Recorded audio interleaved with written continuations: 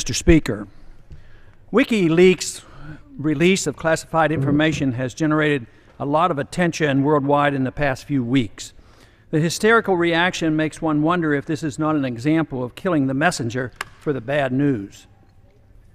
Despite what is claimed, information so far released, though classified, has caused no known harm to any individual, but it has caused plenty of embarrassment to our government.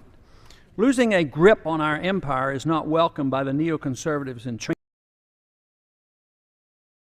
That Saudi Arabia is a principal supporter and financier of Al-Qaeda, and this should set off alarm bells since we guarantee its Sharia-run government.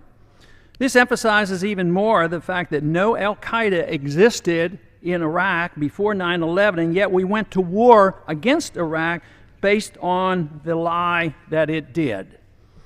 It has been charged by self-proclaimed experts that Julian Assange, the internet publisher of this information, has committed a heinous crime deserving prosecution for treason and execution or even assassination.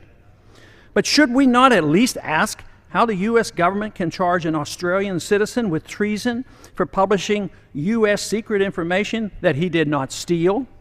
And if WikiLeaks is to be prosecuted for publishing classified documents, why shouldn't the Washington Post, the New York Times, and others that have also published these documents be prosecuted?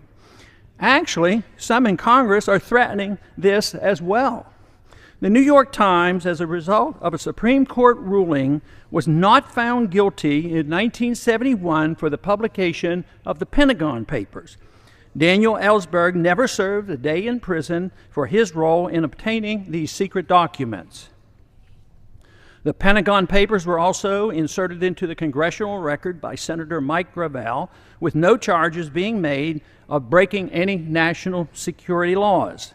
Yet the release of this classified information was considered illegal by many, and those who lied us into the Vietnam War and argued for its prolongation were outraged.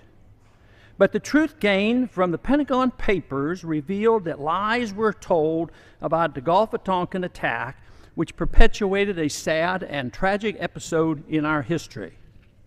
Just as with the Vietnam War, the Iraq War was based on lies. We were never threatened by weapons of mass destruction or Al-Qaeda in Iraq, though the attack on Iraq was based on this false information. Any information that challenges the official propaganda for the war in the Middle East is unwelcome by the administration and supporters of these unnecessary wars. Few are interested in understanding the relationship of our foreign policy and our presence in the Middle East to the threat of terrorism. Revealing the real nature and goal of our presence in so many Muslim countries is a threat to our empire, and any revelation of this truth is highly resented by those in charge. Questions to consider. Do the American people deserve to know the truth regarding the ongoing war in Iraq, Afghanistan, Pakistan, and Yemen? Number two, could a larger question be, how can an Army private gain access to so much secret information?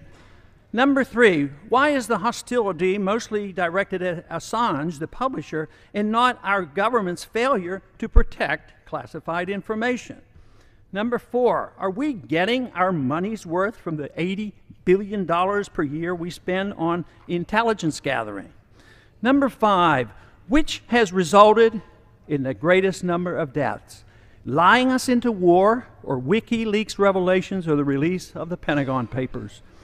If Assange can be convicted of a crime for publishing information that he did not steal, what does this say about the future of the First Amendment and the independence of the internet?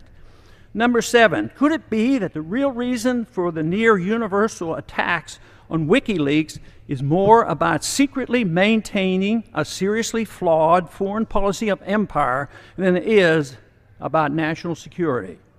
Number eight, is there not a huge difference between releasing secret information to help the enemy in a time of declared war, which is treason, and the releasing of information to expose our government lies that promote secret wars, death, and corruption?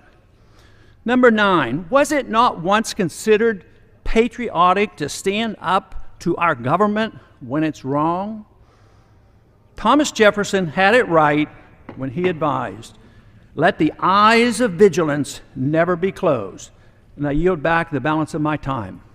Gentleman yields back. Mr. DeFazio.